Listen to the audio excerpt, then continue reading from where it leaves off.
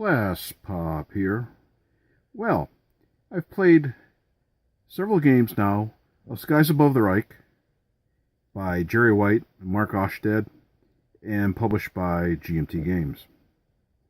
One of the interesting things is the production values in this game.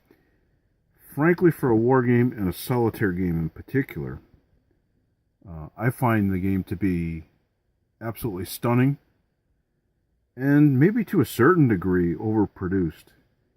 It certainly is a hefty box with all its contents. It's got to weigh around 5 pounds. It's got 2 mounted boards, it's got cards, it's got 3 or 4 rules books, it's got game cards as far as referencing charts. It's got about 60 or 70 blocks for both the elevations of the aircraft and the aircraft themselves. The examples of play are stunning. The ease and large print, which for my eyes that are getting older, is certainly a welcome relief as far as I'm concerned compared to games when I was growing up. The counters are big. They're variable sizes. The ones that you use frequently in many cases are larger. Everything's well illustrated. The board's nice, printed two-sided. And where I live, the temperature's been high lately with a lot of humidity. The board is not warping, which some older boards used to do as soon as they hit the air. The blocks are solid quality, and the stickers, when I put them on, were well done. The quality of the game cards are excellent. Nicely illustrated with different illustrations. You know, it's got a certain sense and style. So it's consistent within that realm.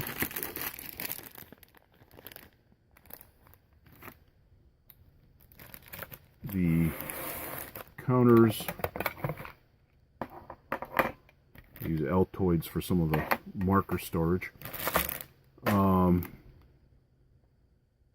Nicely illustrated counters. All in all, very, very nice. It's a solo game. It's not something you're going to be bringing down to a game club to show to other people unless you're so astounded by the production values, which they are wonderful. Nice thick box that can withstand almost a nuclear attack. It's a high quality, sturdy box. Everything through and through is wonderful. I can't say anything better than that.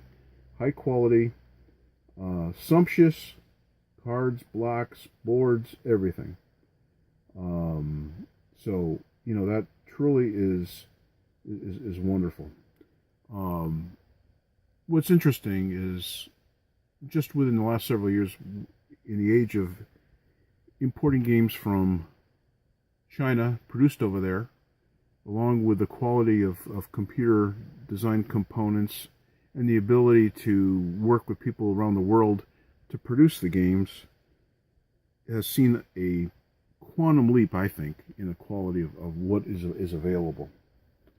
In any case, you know, as far as the gameplay is concerned, the gameplay is interesting.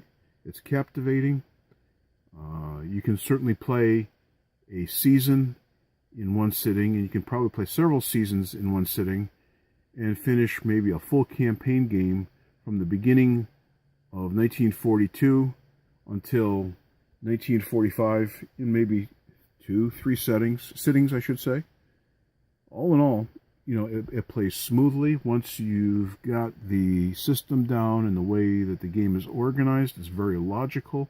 It moves fast. You can move through the sequence of play and knowing what needs to be done. There's a lot of decision points in this game.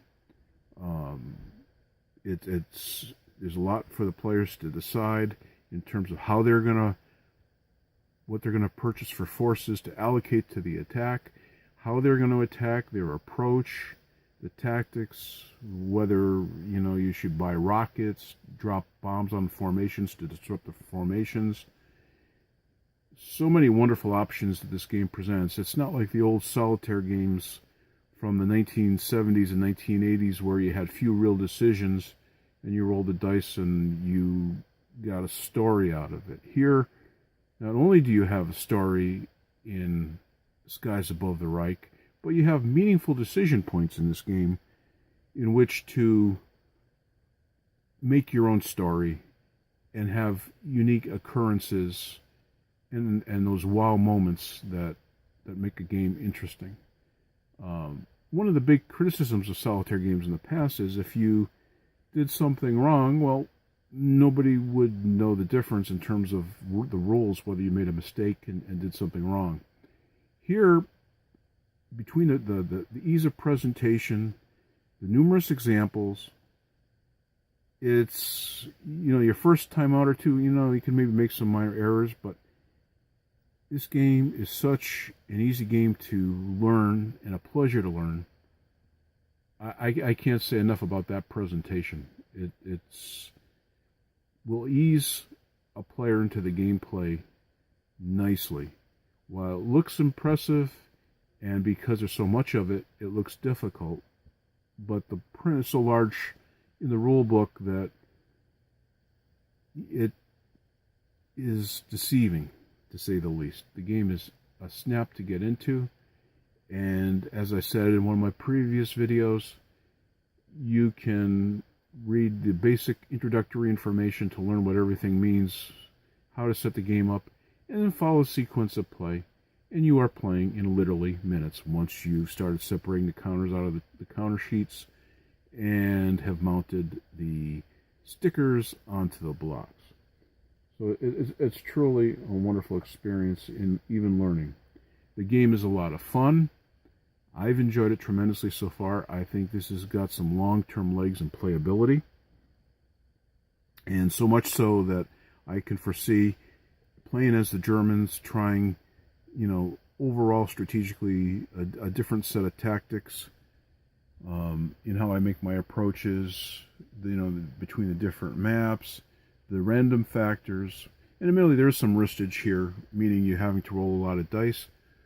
But it seems to be pleasurable, and at this stage, I don't mind it. I tend to like games with random factors anyway, because to me, random factors add to the replayability and reduces the amount of samey games that you might encounter. It's not like with the old Africa Corps by Avalon Hill, where it's the 2-to-1 at Tobruk or 3-to-1 at Tobruk, and where by a certain turn you have to be at a certain place with or use a certain gambit as an opening. Here, the variability is going to add to the gameplay. I think GMT seriously has a hit potentially on their hand. So the long-term play I think is excellent. And then another important factor, and early on, I can't see myself, quote-unquote, cracking the solitaire system. Cracking meaning that you found a tactic that you can use to your advantage as a player and use that and come away with a high probability of a victory. I just don't see that happening so much in this game. I could be wrong, but I don't think I am. And what's interesting is it's amazing how far solitaire games have come. I can remember playing games in the 1970s like Wolfpack and Operation Olympic and Fall of Rome. And then later on with the first edition of RAF. RAF being the exception, but a lot of them were more puzzles, and once you figured them out, you were done, hence cracking the game. So much so that people thought it was a serious issue. I can remember, in my background, I'm one of the founders of Compass Games. And when I was talking to GMT. I was talking to one of the principals of the company and looking to have our product sold by them. And one of the games, our first game, was Silent War, which is a solitaire game of the U.S. Pacific campaign as a American submarine theater commander, and you're commanding several submarines. And that principal from GMT said, "Mark, those games, solitaire games, they don't sell. We're not interested." And that was the game turned out to be a resounding success and went through several print runs, and many, many thousands of copies were sold. So the solitaire games have certainly, since then, since the success of that and other games, have come a long ways to be successful in the marketplace. I have no doubt this game's going to be successful in the marketplace as well.